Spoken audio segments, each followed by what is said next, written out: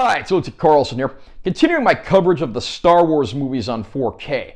And now we arrive at the end of the Skywalker saga. And during my last trip to Zia Records, I actually found this used for only about $5. This is the Target exclusive collector's edition of Star Wars Episode 9, The Rise of Skywalker. I'm going to unbox this release and share my opinions. And I have to give the brief disclaimer before I begin. I know the Star Wars sequel trilogy has a very mixed reception. For the most part, I do tend to enjoy these movies, but I know a lot of people don't. If you want to post your own opinions down below, that's perfectly fine, but keep it civil. Any rude or insulting comments will be deleted. Anyway, let's move on. So here's the cover art. You got several of the main characters and some of the new ones united. Spine text, other side of the spine, back of the backing card. Under the backing card, got a nice shot of 3PO and R2 along with BB-8. And this is a slipcover, so that comes off. Underneath there, you got a nice shot of Kylo Ren. Spine, again, has the title of the movie. On this side, you've got Rey. Here you got Finn and Janna, Poe and Zori. Then this folds open where we've got our discs. But we actually, in this Target exclusive release, get a pretty nice thick booklet. Great shot of Kylo Ren's mask on the back there. You got some character profiles and images from the film.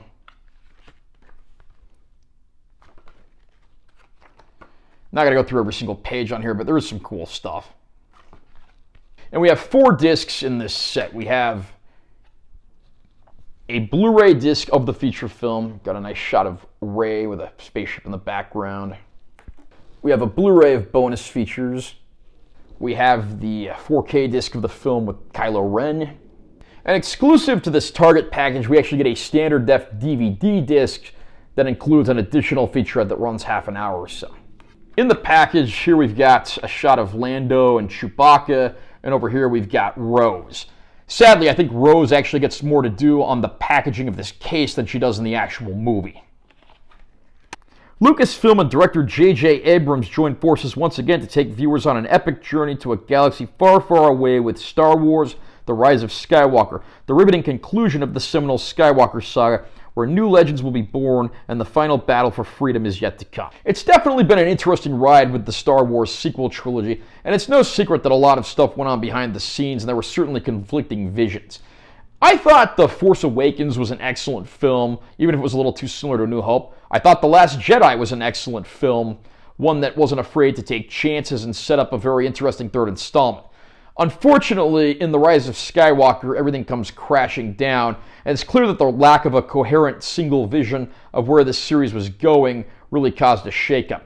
The Rise of Skywalker certainly has some good moments, but unfortunately, this is probably my least favorite Star Wars movie because it's just so inconsistent and tries to make so many retcons.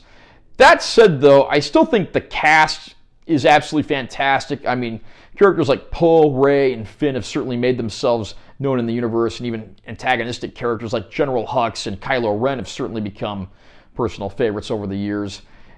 It has kind of been sad seeing some of the classic characters pass away in universe, but it is interesting to see them pass the torch to the new generation.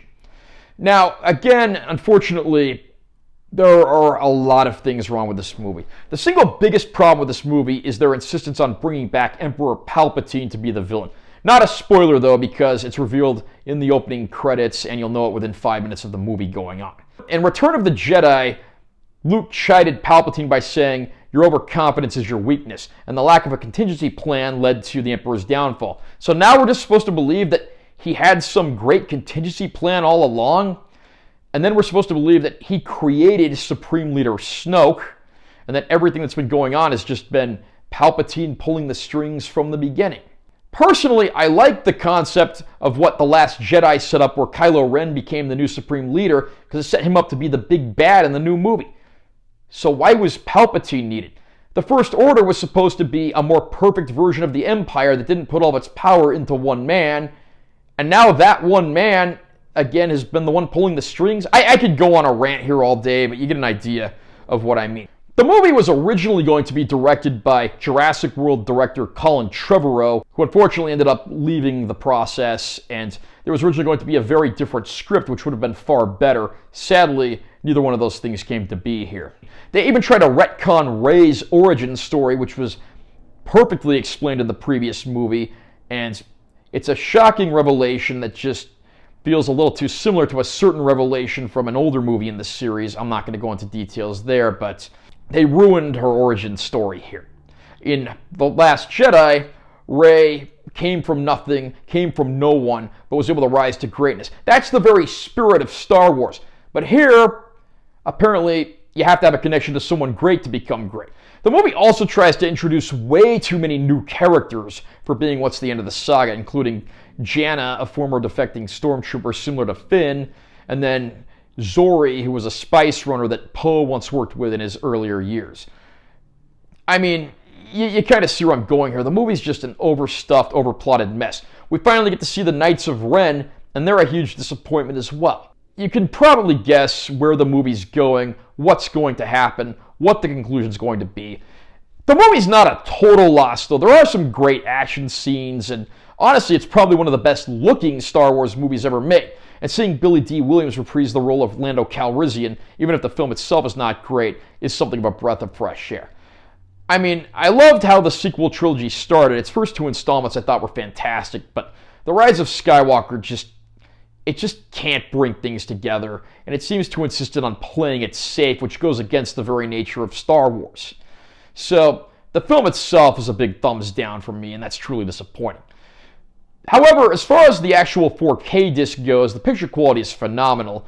Like I said in my Force Awakens review, they went back to using practical effects and used considerably less CG than they did in the prequel trilogy, and as a result, these movies are probably the best looking ones on the 4K format. HDR really gives it the nice deep dark black levels and shadow detail, but you also get that bright boost in color as well, which is nice for things like lightsaber blades. So, really no complaints as far as the picture quality goes. We do get those discs that have some additional bonus features, and like I said, there's that extra standard def DVD in this Target exclusive release, so there certainly are some things worth watching if you are a fan of the Star Wars series. Again, I cannot really recommend The Rise of Skywalker based on just how scattershot and messy it is, but the picture quality on the disc is top-notch, and if you can find it cheap enough, you might as well get it just to finish off the saga. Where Star Wars in theaters is going to go from here has yet to be seen, but I am curious to see what the future of the franchise will be. How about you? Are you a Star Wars fan? What did you think of the sequel trilogy? How did you feel about The Rise of Skywalker? Comment down below and let me know what you think. Also, remember to subscribe to this channel for more content. I'm always posting new videos, and make sure you give this one a like if you found it helpful. I'm Taylor T. Carlson. I'll see you next time.